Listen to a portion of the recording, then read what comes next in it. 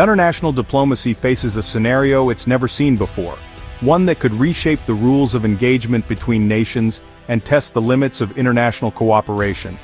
In a twist that has stunned the world, a sitting U.S. President, Donald Trump, re-elected in 2024, is expected at the G7 summit in Kananaskis, Alberta. The world's eyes are on Canada as it prepares to host one of the most consequential gatherings of global leaders in recent memory. But Trump's 34 felony convictions in New York cast a long shadow over his attendance. These convictions, unprecedented for a U.S. president, could make him legally inadmissible to Canada, setting up a diplomatic dilemma with no easy answers. Canadian law is clear. Anyone convicted of a serious crime is barred from entry, no exceptions, not even for world leaders or heads of state. The law is designed to treat everyone equally, regardless of status or power. This isn't just a political spat. It's a direct clash between the letter of Canadian law and the immense influence of American power. The stakes are not just legal, but deeply symbolic. If the law is enforced as written, Trump could be stopped at the border like any other traveler with a criminal record, subject to the same scrutiny, the same rules, and the same consequences. The G7 summit, long a symbol of global cooperation and unity, now faces the extraordinary possibility of its most influential member being barred from the table. This raises tough, uncomfortable questions for both countries and the world at large. Does the law truly apply equally to everyone, even the most powerful? Or are there circumstances where exceptions must be made for the sake of diplomacy? Can diplomacy override national law, or does upholding the law take precedence over international relationships? The answers could set new precedents for years to come. Both governments are treading carefully, with no official statements but intense, high-stakes negotiations happening behind the scenes. Every move is being watched, every word weighed. Canada's new Prime Minister Mark Carney faces immense pressure. Uphold the law and risk a diplomatic rift with the U.S., or find a way to accommodate an ally without undermining Canadian principles.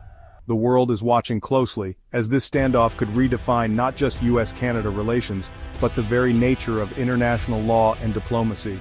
The outcome will test the strength of legal principles versus political necessity, and may force both countries to confront uncomfortable truths about justice and power.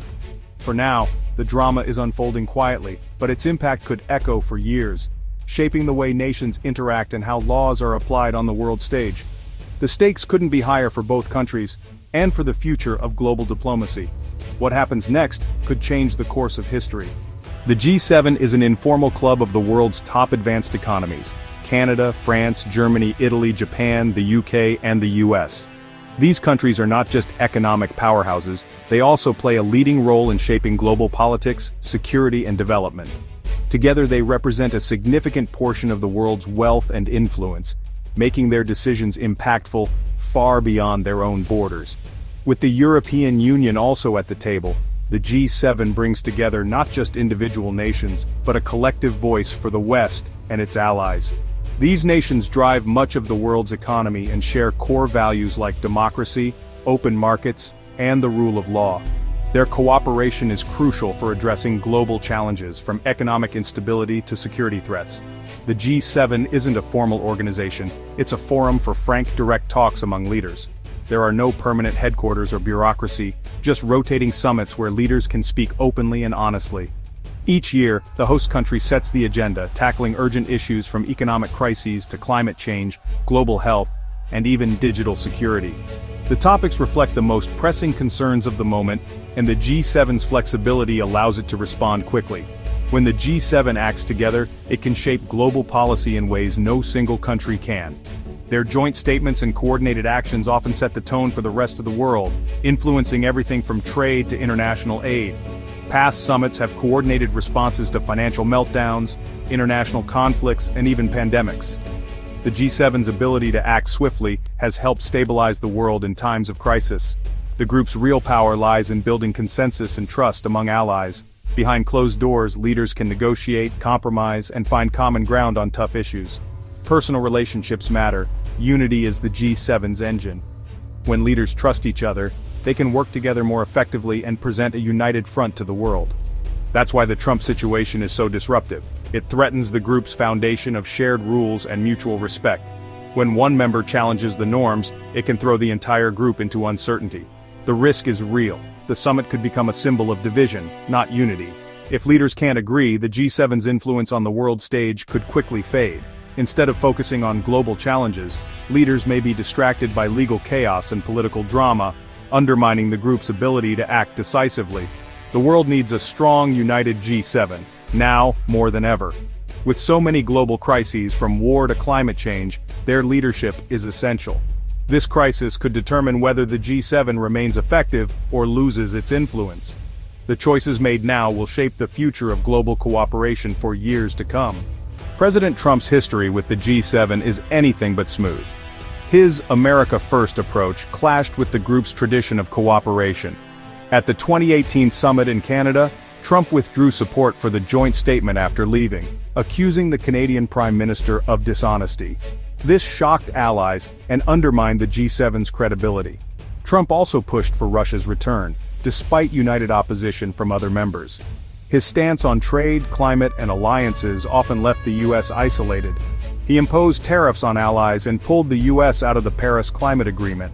These moves frustrated other leaders and raised doubts about America's reliability.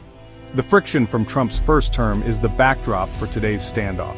Allies remember the disruption and are wary of a repeat. The current crisis isn't just legal, it's personal and political. The G7's unity is being tested once again. To the center of Canada's response is Prime Minister Mark Carney, elected in late 2024. Carney isn't a typical politician. He's a former central banker, respected globally for his steady leadership during financial crises. He's known for his calm, analytical approach and deep international connections. Carney's background in finance and climate advocacy contrasts sharply with Trump's style. As a UN envoy on climate, Carney championed action, putting him at odds with Trump's skepticism. Now, Carney faces a defining test: uphold Canadian law or risk the U.S. relationship. His leadership is under the microscope, both at home and abroad. The world is watching how he balances principle and pragmatism. Carney's response will shape his legacy and Canada's global standing. The stakes are high for his young government. This is a trial by fire for Canada's new leader. Prime Minister Carney's government has chosen quiet firmness. Canadian officials point to the law, insisting it applies to everyone, no exceptions. In private talks, Carney told Trump the issue is legal, not political, and that Canada's immigration system is independent. This stance signals Canada won't bend its rules, even for a U.S. president. For Canadians, making an exception would undermine the principle that no one is above the law.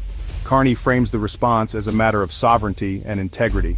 Publicly, he emphasizes the importance of the G7 in the rules-based order. The message: Canada stands by its laws, and the next move is up to the U.S. Europe quickly signaled support for Canada's position. EU leaders see Canada's stance as defending the G7's core principles, not attacking the U.S. European capitals. Quietly backed Carney, sharing concerns about bending rules for political convenience. This solidarity strengthens Canada's hand and reframes the issue as a defense of international norms. The EU's message: the G7 must respect its own laws and values. Europe is preparing for more challenges ahead, knowing unity is crucial. By backing Canada, they're sending a clear signal to Washington: the alliance stands together. Can Canada really deny entry to a sitting U.S. president?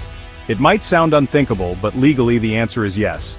Even the most powerful leader in the world isn't automatically above another country's laws.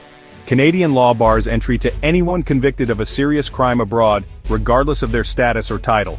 This rule applies to everyone from ordinary travelers to heads of state. Trump's 34 felony convictions could easily meet this threshold, making him technically inadmissible to Canada under current law. But there's a potential workaround: a temporary resident permit, or TRP, which can be issued in exceptional cases. This special permit allows entry for specific, compelling reasons, such as attending a major event like the G7 summit. However, it doesn't erase the underlying inadmissibility or criminal record. Granting a TRP to a sitting U.S. president would be an extraordinary political decision, likely involving Canada's highest officials and intense diplomatic discussions. Approving the permit could be seen as a diplomatic compromise, while denying it risks a major rupture in U.S.-Canada relations and could spark global controversy. Meanwhile, Trump is appealing his conviction, arguing for presidential immunity, and hoping to overturn the verdict before any international travel becomes necessary. If his conviction is overturned before the summit, the entire issue could disappear, removing any legal barrier to his entry. The ongoing legal process in the US could dramatically change the situation at any moment, adding even more uncertainty. For now, the decision hangs in the balance, where law, politics, and international relations are colliding in real time. The world's eyes are on Canada and the US, waiting to see which will prevail, the rule of law or the demands of diplomacy. Whatever happens, the outcome could set a powerful precedent for years to come, shaping how nations handle legal and political conflicts at the highest level. With the summit looming, several outcomes are possible. Canada could issue Trump a TRP, allowing him to attend, avoiding crisis, but setting a tricky precedent. Or Canada could refuse, barring Trump and risking a major diplomatic fallout. The US might boycott the summit, reducing its impact and prestige. Some suggest the other G7 members could form a new G6+ group to keep cooperation alive. Alternatively, if Trump's conviction is overturned, the issue vanishes. The timing of US legal proceedings is uncertain, adding pressure for a political solution. The G7 faces a critical decision that could reshape its future. The world is watching for a resolution that preserves unity and credibility. Whatever happens, the alliance will never be quite the same. This diplomatic standoff isn't just for politicians, it affects us all. The G7 shapes decisions on jobs, safety, and the environment. A divided G7 is less able to tackle global challenges like economic stability and climate change. The crisis symbolizes a bigger struggle: international cooperation versus nationalism. Canada's insistence on the rule of law is a test of justice and fairness. The outcome will show if laws apply equally to all or if power bends the rules. Trust in governments and alliances is at stake. Uncertainty between major allies creates global instability. Resolving this crisis is crucial for peace, security, and the future of international cooperation. What happens in Canada's mountains will echo around the world. As the dust settles on the G7 standoff, the world awaits its consequences. Will nations become more divided, or will this crisis spark a renewed commitment to international cooperation? In the weeks and months ahead, leaders will have to rebuild trust, both with each other and with their own citizens. The decisions made in the aftermath will shape trade, diplomacy, and the balance of global power for years to come. For ordinary people, the effects may not be immediate, but they will be felt in the prices of goods, the security of borders, and the strength of alliances. The world will watch closely as new agreements are forged, old wounds are healed or deepened, and as the G7 faces its next challenge. One thing is certain: the outcome of this standoff is not the end but the beginning of a new chapter in global relations.